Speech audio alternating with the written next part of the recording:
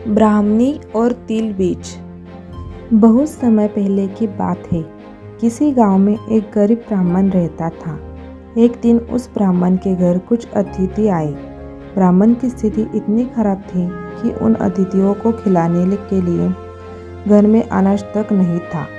उस स्थिति को लेकर ही ब्राह्मण और उसकी पत्नी के बीच थोड़ी कहासुनी होती है। ब्राह्मणी कहती है, तुम्हें पेट भरने योग्य अनाज भी कमाना नहीं आता है। इसी का नतीजा है कि आज घर में अतिथि आ खड़े हुए हैं और उनको खिलाने के लिए भी हमारे घर में कुछ भी नहीं है। इस पर ब्राह्मण अपनी पत्नी से कहता है, कल कर्क संक्रांति है, मैं कल भिक्षा लेने दूसरे गांव जाऊंगा। वहाँ एक ब्राह्मण ने मुझे आमंत्रित किया है। वह सूर्यदेव की तृप्ति के लिए कुछ दान देना चाहता है। तब तक जो कुछ भी हो उसी को आदर सत्कार के साथ अतिथियों के सामने रखो। ब्राह्मण की यह बात सुनकर ब्राह्मणी कहती है, तेरी पत्नी होकर मैंने कभी सुख नहीं भोगा है, न कभी खाने को मीठा मिष्ठान मिला, न कभी ढंग के वस्त्र आभूषण। आज तू कह रहा है कि जो भी घर में पड़ा हो वो ही अतिथियों के समक्ष रख दो। जब कुछ है ही नहीं तो क्या उनके सामने रखूं? पड़े हैं तो बस एक मुट्ठी तिल, तो क्या अतिथियों के सामने सूखे तिल रखना अच्छा लगेगा? पत्नी की यह बात सुनकर ब्राह्मण कहता है, ब्राह्मणी, तुम्हें ऐसा बिल्कुल भी नहीं कहना चाहिए।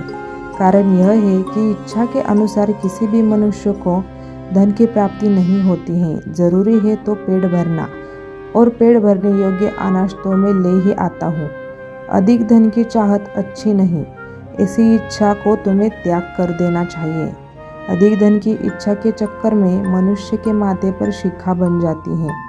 माथे पर शिखा बनने वाली बात सुनकर ब्राह्मणी बड़े ही आश्चर्य से ब्राह्मण से पूछती है, अधिक धन की इच्छा से माथे पर शिखा बन जाती है? मैं कुछ समझी नहीं, जो भी कहना है खुल के कहिए। ब्राह्मणी के इस सवाल का जवाब देने के लिए ब्राह्मण अपनी पत्नी को शिकारी और गीदड़ की एक कहानी सुनाता है। ब्राह्मण कथा की शुरुआत करता है। एक दिन एक शिकारी जंगल में अपनी शिकार की खोज कर रहा था। जंगल में कुछ दूर आगे बढ़ने के बाद शिकारी को एक काले रंग का पहाड़ जैसा विशाल सुअर दिखाई देता है। सुअर को देखते ही शिकारी अपना धनुष्य उठा लेता है और कमान को खींच हुए सुअर पर निशाना लगा देता है। कमान से निकला हुआ तीर तीव्र गति से सुअर को घायल कर देता है। घायल होने पर सुअर चिंगाड़ता हुआ शिकारी पर पलटवार कर देता है। सुअर के तीखे दांतों से शिकारी का पेट फट जाता है। इस बीच खाने की तलाश में भगता हुआ एक भूखा गिद्धड़ वहां से गुजरता है, जहां पे शिकारी और सुअर का शव पड़ा हुआ होता है। बिना मेहनत इतना सारा भोजन देख गिद्धड़ मन ही मन बहुत खुश होता है और मन ही मन सोचने लगता है कि आज तो ईश्वर की बहुत कृपा हुई, जो इतना अच्छा और अधिक भोजन मुझे मिला। मैं इसे धीरे धीरे से आराम से खाऊंगा ताकि लंबे समय तक मैं इसे उपयोग में लाऊंगा। इस तरह इस भोजन के साथ मैं अपनी भूख लंबे समय तक शांत रख पाऊंगा। इन सभी बातों का विचार करते हुए गिद्धड़ सबसे पहले छोटी छोटी चीज़ों को खाना शुरू करता है। तभी उसे शिकारी के मृत शरीर के पास धनुष पड़ा दिखता है। गिद्धड़ के मन में पहले उसे खाने का विचार आता है और वह धनुष्य पर चढ़ी डोर को चबाने लगता है। गिद्धड़ वे चबाने से धनुष्य पर चढ़ी डोर टूट जाती है और डोर के टूटने से धनुष्य का एक सिरा वेग के साथ गिद्धड़ के माथे को भेदता हुआ ऊपर निकल आता है। वह ऐसा प्रतीत होता है मानो शिखा निकल आई हो। घायल होने के कारण कुछ देर बाद गिद्धड़ की मौत भी हो जाती है।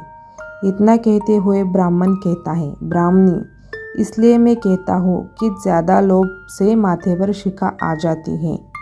यह कथा सुनने के बाद ब्राह्मणी कहती है कि ठीक है, अगर ऐसी बात है तो घर में जो मुट्ठी भर तिल पड़े हैं उन्हीं को मैं अतिथियों को परोस देती हूँ।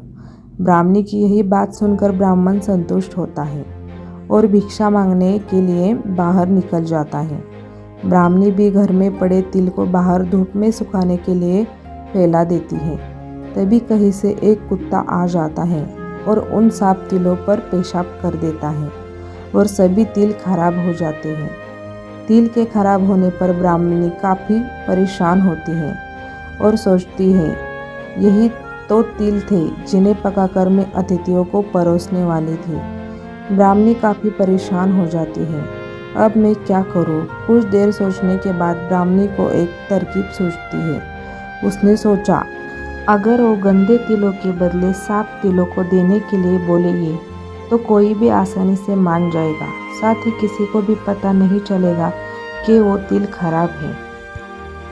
इस विचार के साथ वह उन तिलों को लेकर घर घर घूमने लगी। ब्राह्मणी की यही बात सुनकर एक महिला वह तिल लेने के लिए तैयार हो गई, लेकिन उस महिला का पुत्र अर्थशास्त्र पढ़ा था।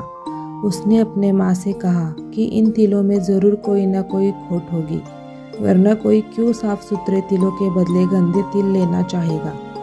महिला ने अपने बेटे की बात सुनकर तिल लेने से इनकार कर दिया।